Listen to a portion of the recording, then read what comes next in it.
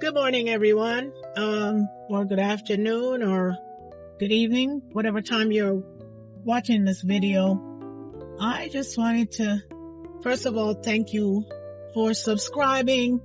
Thank you for helping me, and thank you for watching my videos. I started this channel basically to be an outlet for myself as I take care of Glenn, my husband Glenn, who had a stroke, and also to encourage anyone who is going through the same situation or might come up on the same situation. Because as what I've learned in doing this caregiving thing is that it's not something that you prepare for. It may be something that you may think about just in passing, but it's not really something that you say, oh, I'm going to be a caregiver. I never even dreamed that I would have been a caregiver for Glenn, but here I am. I'm a caregiver for Glenn, and I'm doing it to the best of my ability, and I love doing it. I love to be the one to be taking care of him, because I believe I know him more than anyone else. So today I'm going to talk briefly about the first days out of the rehab. So retrack a little bit. Glenn had his stroke on October 19th.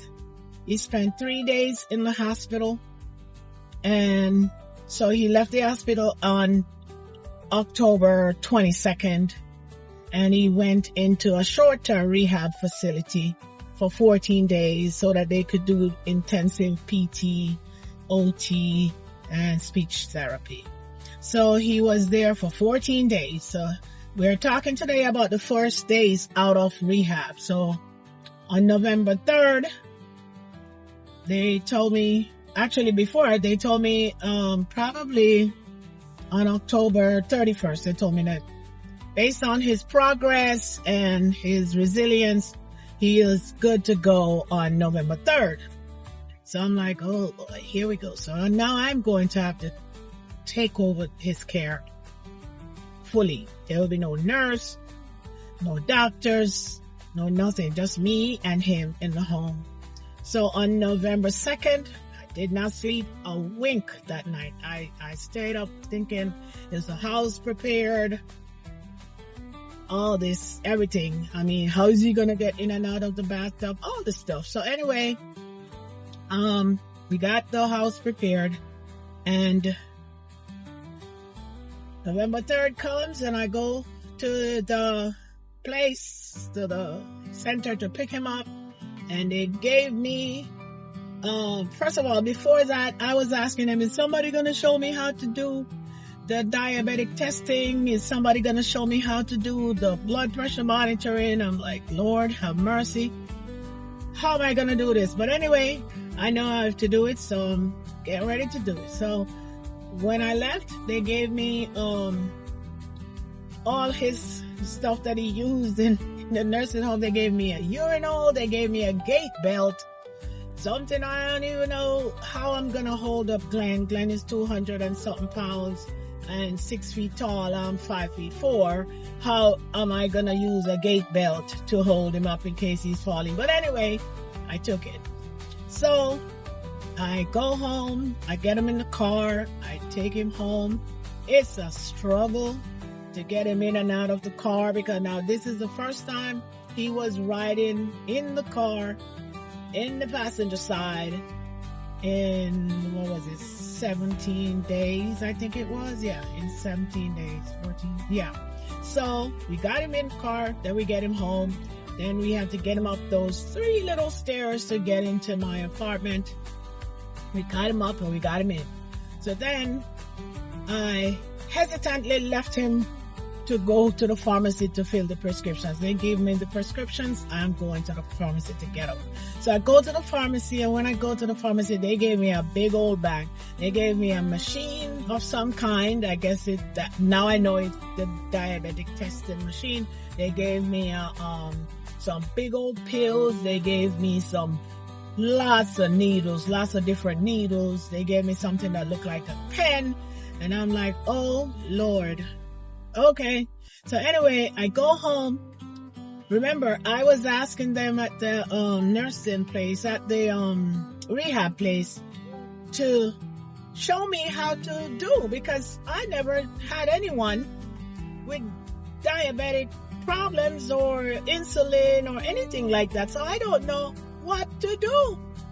So first thing I did was I go to the pharmacy, and I asked the pharmacist, I said, can you show me what to do? She says, this pen is to take the blood, and then you would put it on the strip, and then you would put it in the machine, and this little machine will tell you what his sugar levels are. I'm like, okay, thank you. Because now I am dumber than I started. So then they didn't have all the medications, so I had to go to a different pharmacy. So I went to the doctor, transferred it to the Walmart pharmacy, and I went up there. When I went up there, she's like, do you have the needles? I'm like, I believe so. It's a good thing I was smart enough to bring all of the other prescriptions. So she says, do you have the needles? I said, yes. She said, okay. So now you only need the pen and the Lantus and the this and the that. Remember, I am not a medical person by any means, and I do not follow up on those things because I never went to school for it. So I figure, why should I? I thought the professionals would show me what to do. So then the pharmacist says, have you ever used these things before? And the tears just came, because I knew in my heart that if you do these insulin things wrong, you have big trouble, okay? And I knew that my husband is sitting home depending on me to be able to do it. So I bust out crying, and she came around. Shout out to Walmart at Harvester Boulevard in South Carolina, and the pharmacist there. I think her name is Miss Janet. And she said, oh my God, you're overwhelmed, aren't you? She says, stroke is a very overwhelming thing, especially if you haven't dealt with it before. Let me come around and give you a hug first, and then I'll show you what to do. Then she comes around, she hugs me, and I'm like, oh, now somebody finally understood. So she shows me what to do, show me how to use the stuff. Of course, I still am in a daze, because here I just got my husband out of rehab, and I don't know what his prognosis is going to be, and I don't know how he's going to heal, and I just don't know anything. He can't use his right hand. He can't get into the bathtub by himself. He can't do anything for himself, and he's relying on me. So she showed me what to do, and I go home, and the first time I did the blood sugar test, so the strips, anybody out there who is doing diabetic testing know that there's some little drops of blood on the little strips. So I thought that's where the blood is supposed to go. So I put the thing in like she showed me, took the blood. The first time I pierced his finger, I almost died. I was like, Jesus, I'm going to have to do this twice a day. So anyway, because I was never meant to be a nurse. So, I pricked his finger, and I put the blood at the wrong spot. And I'm sitting there waiting. I'm like, Glenn, it's not doing anything. It's not doing anything. It's not doing anything. And he's like, no, it's not doing anything. Maybe you should call the doctor. And I said, you know what? There's a glorious invention called YouTube. So I go to my computer, I typed in the name of the machine, AccuCheck, and I said, let me see what this does. And up comes that great YouTube video. Showed me exactly what to do. So I go back, I took another blood sample, I put it on the thing, and I got his sugar level, and I'm like, oh yeah, we're on to it now. So then we do his blood sugar every day. We take, I ordered a blood pressure monitor online. And I'm like, okay, we're going to learn how to do this. So we got it. And we learned how to do it. And those first days were, I would say they were hell, because the doctor didn't tell me what his blood sugar reading should be. He just told me to read it and write it down. So I went online and I printed a some forms from about how to record the blood sugar and the blood pressure, and I have to do it twice a day and stuff like that. He said to record it and send it to him every Monday morning.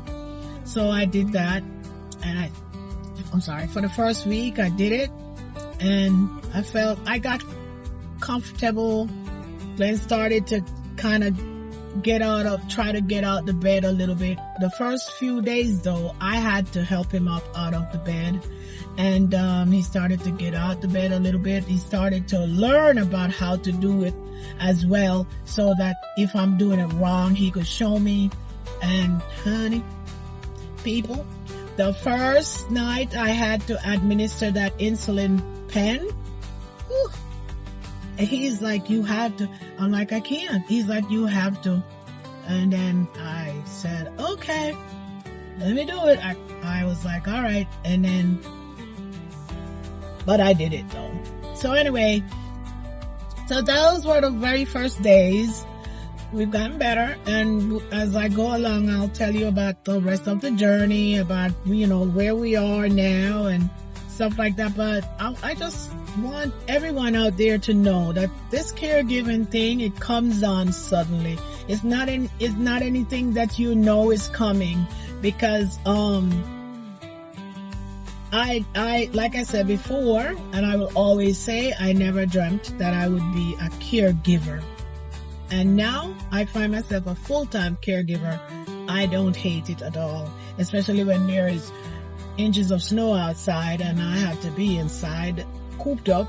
I love it. I'm on my computer, and so my daughter kept saying, Ma, start a channel and share your experiences, because this is really remarkable. So here I am. And again, I want to thank those of you who believe in me and are subscribing to my channel. And I do see a few shares, and I appreciate it. I love it, and I love you all. And I just want to thank you. I hope you're here to watch me grow and to see me grow. And if you ever find yourself in that situation, like you're becoming a caregiver, whether it's for your parents or whomever, just remember that you are the team, and you just have to make sure that your loved one is taken care of. I don't think that anyone can take care of your loved one like you can. For example, when Glenn was in the rehab, I was there in the morning to help him with his breakfast. I was there at lunchtime. I was there at dinner time. I never let them think that he doesn't have anyone to help him. So please, help me grow my channel. Like, share, and subscribe, and let's talk. Thank you, thank you, thank you. Talk to you soon. Bye.